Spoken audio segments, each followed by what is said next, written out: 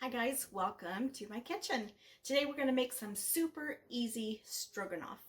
And if you're new to my channel, my name is Michelle and I am in mid-Missouri. So when we first got married, excuse me, our stroganoff came from a box called Something Helper, if you know what I mean. And then later I learned how to make it, but it took a really long time to make. It was a lengthy process. And then I don't know, several years back, a coworker told me how she makes it, and it is so incredibly easy and so delicious. So I want to show you that today. Let me turn the camera, show you what I have. So on my cutting board here, this is actually venison that I have trimmed and chopped up into bite-sized pieces. Over here I've got my cast iron skillet ready to go. I have my dehydrated mushrooms. These are chanterelles that I found in the woods and then dehydrated. I've got some homemade beef broth, and then I've got some pasta. We will also be using a little bit of flour, some heavy cream, some sour cream, and then we will use salt and pepper as needed, maybe a little bit of garlic. Okay. I'm going to get this cast iron turned on and we'll get started. First thing we need to do is heat our skillet. And then, so I used this skillet a few days ago just to fry up some potatoes. So there's a little bit of grease or oil still in the skillet, a little bit of bacon grease, a little bit of oil, a little bit of butter. So I'm just going to leave it as it is. And then I will be adding the venison. Pull you down here closer so you can see what I'm doing.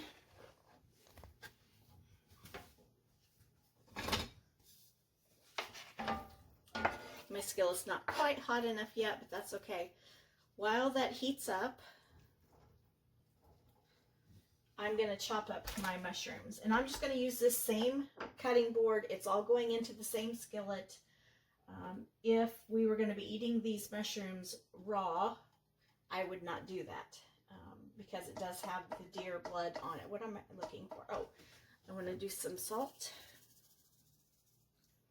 and a little bit of pepper. Now, if I was not using homemade beef broth that came from cooking a very flavorful roast, then I would add some beef bouillon to this skillet. And I may still add some, but I know that broth is really, really rich, and I don't feel like I need to add anything right now.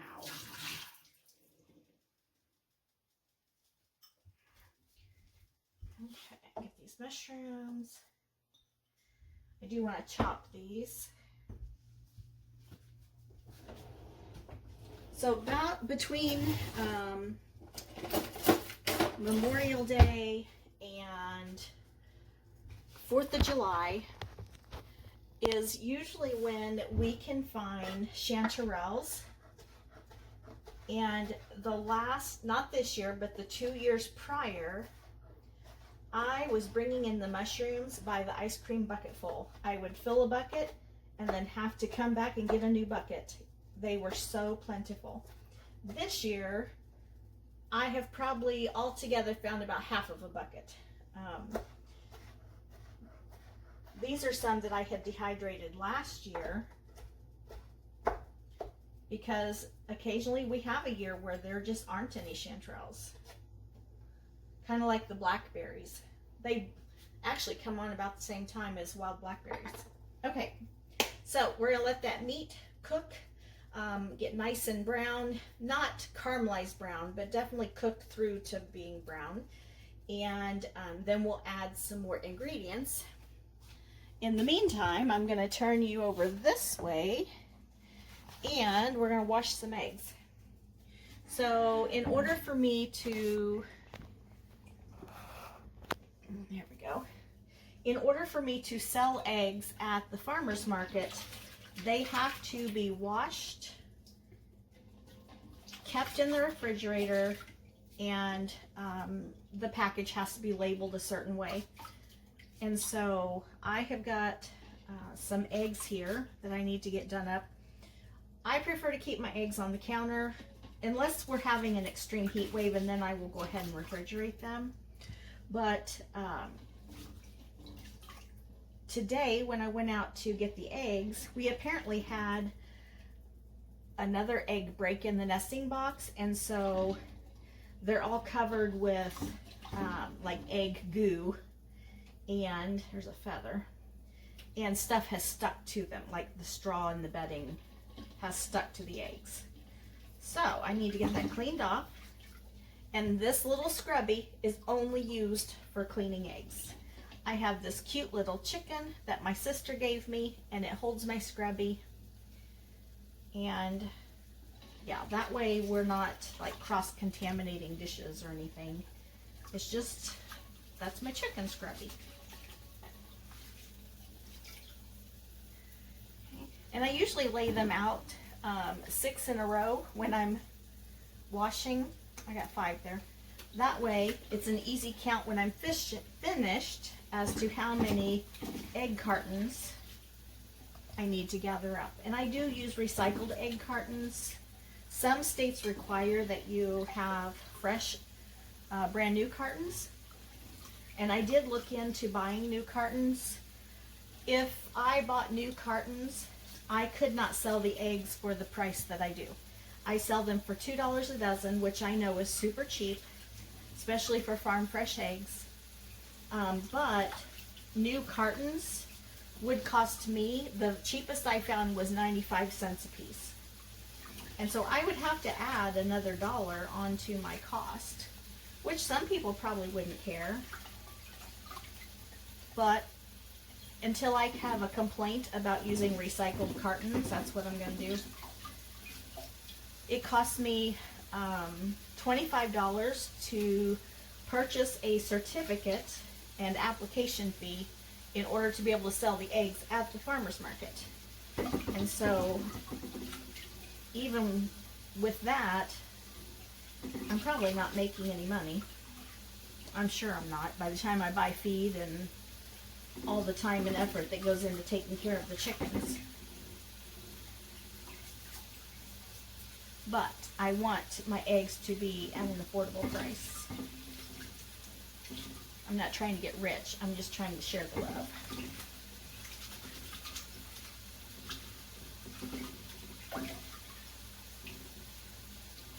Ooh, that one's gross. Sometimes when they're too gross, I just throw them in the woods, and then I don't worry about it. But if I can get it off easily, I will do that. Okay. Alright, I gotta get some more eggs in the wash bowl. And I'm gonna check our meat. I can hear it sizzling away.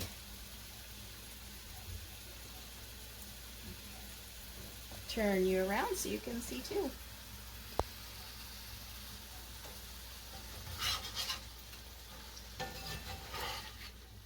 Venison is a very lean meat, so you almost always have to add a little bit of oil when cooking.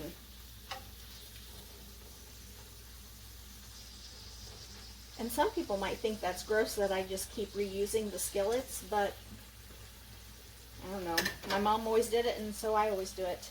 Now after I make the stroganoff this time, it'll have to be washed. Alright, I'm going to reach around you, get the eggs, turn back around this way, and load these into the wash water. I'm going to add a little bit more soap to my water.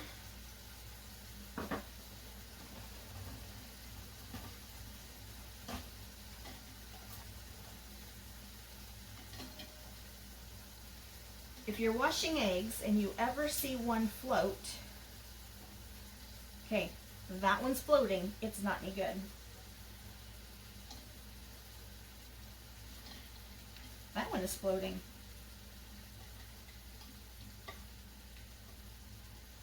Okay, I'll show you what I mean in just a second.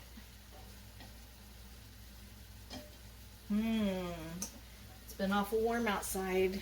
I've got some eggs that are floating.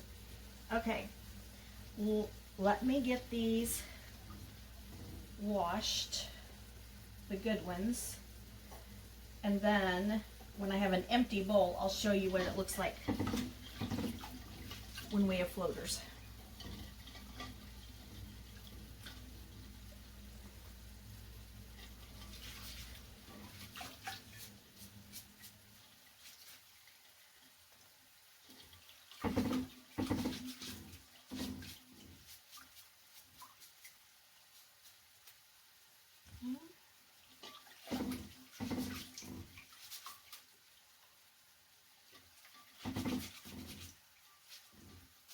I love these green eggs. They are so pretty.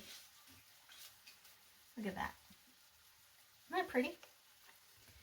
I had my very first flock of chickens as an adult. I had Americanas, and they had kind of a bluish egg green, and they were so pretty. This time when I ordered chicks, I wasn't able to get any Americanas. The ones laying these green eggs are olive eggers, or Easter eggers. I forget which one. And then the others are cinnamon queens.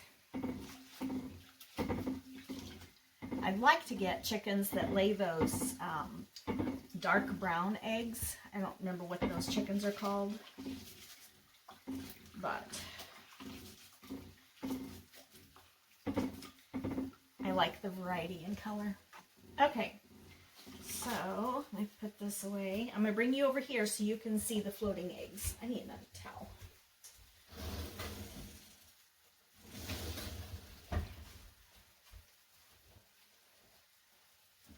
Okay. Okay, there's my water.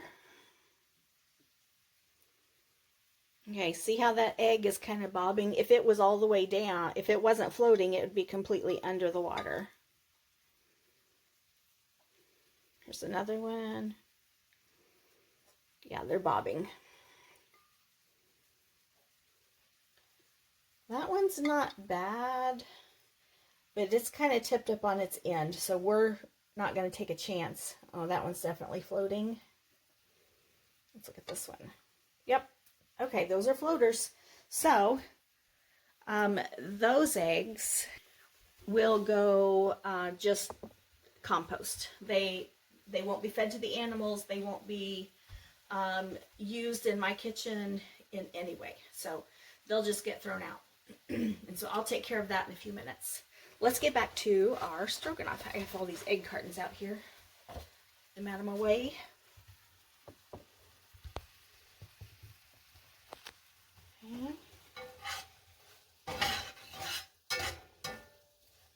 Okay, the meat does not have to be cooked like well done, but I do want it to be more done than that, okay? Because it will continue cooking once we start making the sauce. I'm going to gather a few more ingredients that we need. We're going to need flour. Oh, I want to put our mushrooms in because I want them to cook up with the meat a little bit.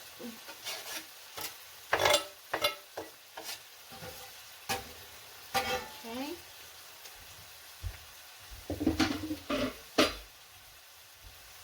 Let's see. What did I say? Flour. We have our broth.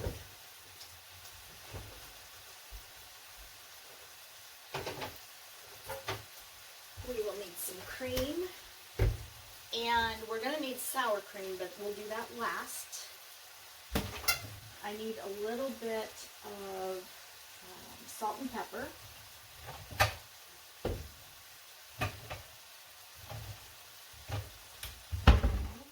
And I know I already salt and peppered that, but as I learned watching Food Network, you want to salt, or you want to season every layer. Okay. I'm going to give that a few more minutes to cook the mushrooms up a little bit, and then we'll be back and add some more ingredients. All right, before we add anything more to our venison and mushrooms. I'm going to pull these eggshells out of the oven. All right, get that shut off. Okay, so I keep all the eggshells and then I give those back to my chickens, but I cook them first. Supposedly cooking the shells first keeps the chickens from breaking and eating their own eggs. And so far, it has worked. All right, I'm going to put in probably about a tablespoon, a little bit more flour, just right there on top of the meat and the mushrooms. Stir that around, get everybody coated. Whoops. A mushroom jumped out of the pot. Okay. Then, open up our beef broth. That smells good. And I'm going to use about a cup.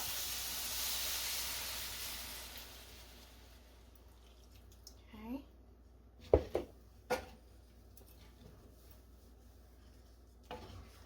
And we're just going to stir that around, and that flour is going to mix with that broth, and it's going to make this velvety, not really creamy, but thickened sauce.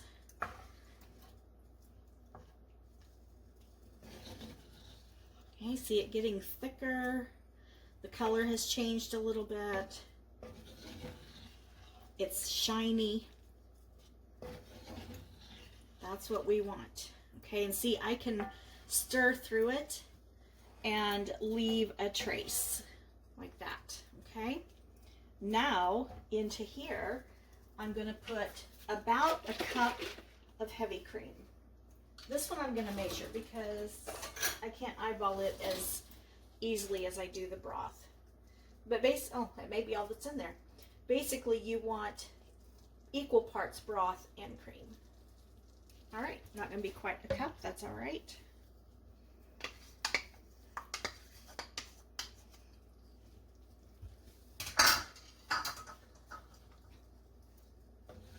Again, we're going to stir that in, and it's going to get nice and thick.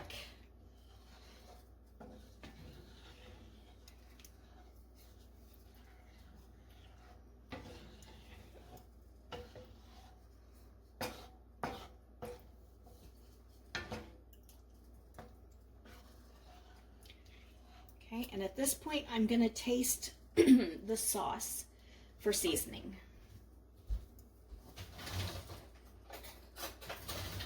Grab a little spoon. Another way you can tell that your sauce is ready is that when you stick your spoon in it, get you a little closer, and the sauce sticks to the spoon, and then you can run your finger through it and leave a trace.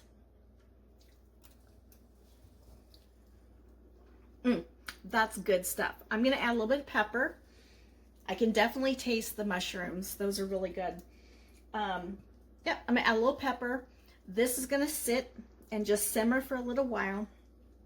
I'm not quite ready to cook the noodles yet, but when I do, I'm going to use the rest of this broth for cooking the noodles.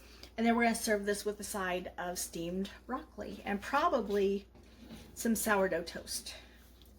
So I will bring you back when I am ready to start cooking the noodles. Let's add some pepper real quick.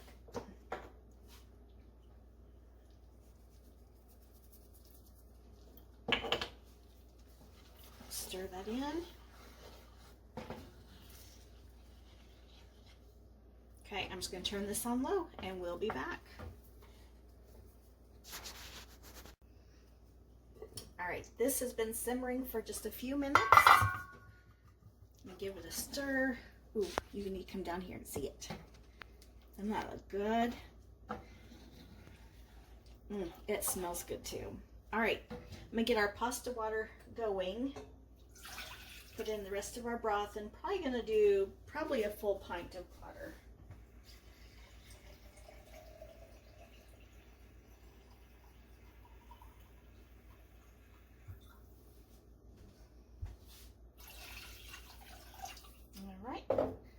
get that boiling, and then I'll put in our pasta or our noodles. I'm using these old-fashioned noodles. I get them out at the Mennonite store. And I have our broccoli ready. So our broccoli, man, I love this steamer. It is from Tupperware. It's probably considered vintage, but I just stick a little water in the bottom, put our broccoli in, and I stick this in the microwave for 7 minutes, and it comes out perfect every time. So I'm gonna put the lid on this, heat up a little faster, and we got our gravy and our meat over here, our stroganoff. Looks good and smells good. So real quick, while our broth is coming up to a boil and our meat is just hanging out here, if you have not subscribed to my channel, please consider subscribing. Give me a thumbs up, a like, a share. Help me grow my channel, please. And I'll be back with you as soon as this broth boils. All right, my pasta, I actually forgot to turn you back on whenever the broth was boiling, so sorry. But I brought it to a boil, put in my pasta, and turned it down a little bit so it wouldn't boil over, and then I've timed it for 8 minutes. It still has about 1.5 minutes left. So while we wait, we're gonna put in our sour cream, and I'm eyeballing this. That's probably 1/3 cup. I'm just gonna put it right in there, and we'll get this stirred in. Let it kind of melt down a little bit.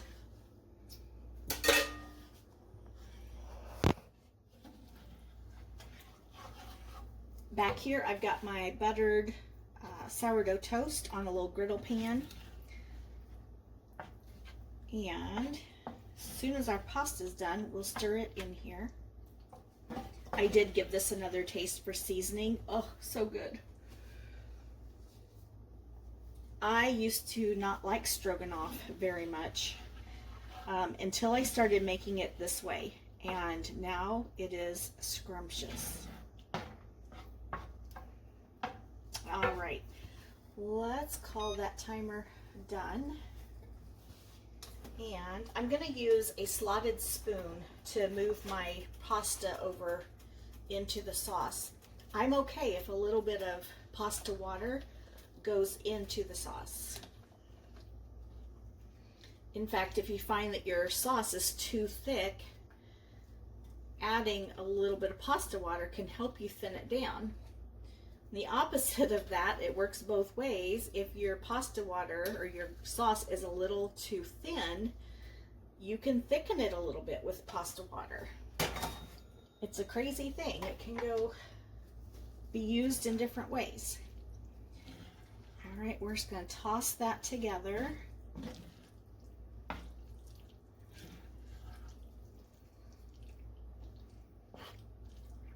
Now, we won't eat this until Scott gets home, which will be about another probably 15 minutes. I'm just going to let this sit here and all those flavors get mixed in together.